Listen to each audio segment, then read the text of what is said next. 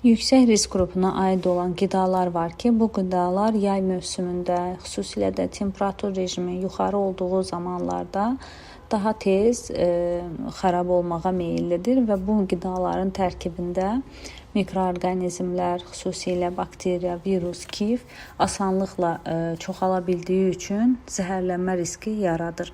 Ona görə bir çox qidalar var ki, bu qidaları istər çiğ şəkildə, istər bişirilmiş şəkildə saxlayarkən mütləq şəkildə soyuq qida zəncirinə diqqət etmək lazımdır. Xüsusilə heyvan mənşəli qidalar daha çox zülal tərkibli olduğuna görə bunlar daha tez xarab olmağa meyillidir.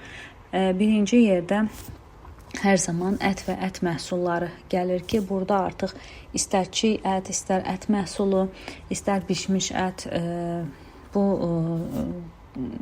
məhsullar hər zaman tez xarab olmağa meyillidir. Ona görə yaxşı olar ki, bu məhsulları doğru şəkildə mühafizə olunmasını təmin olunsun və bişirərkən də istehlak olunacağı qədər bişirilməlidir. Bişirməyə hazırlayarkən də çiğ məhsulla təmasda olan doğrama lövhələri, eləcə də bıçaqlar təmiz olmalıdır və bişirdikdən sonra da bu sanitar və gigiyena və qaydalarına əməl olunmalıdır. Digər məhsul süd və süd məhsullarıdır ki, burada da onlar daha tez xarab olmağa meyilli olduğuna görə yaxşı olar ki, mənşəyi bəlli olan yerdən alınmalıdır və əgər keyfiyyətli, təbii məhsuldursa, konservantsızdırsa, bu zaman daha tez xarab olmaması üçün təzə, yeni olanı istehlak etmək və soyuducuda saxlanılmasına diqqət etməliyik.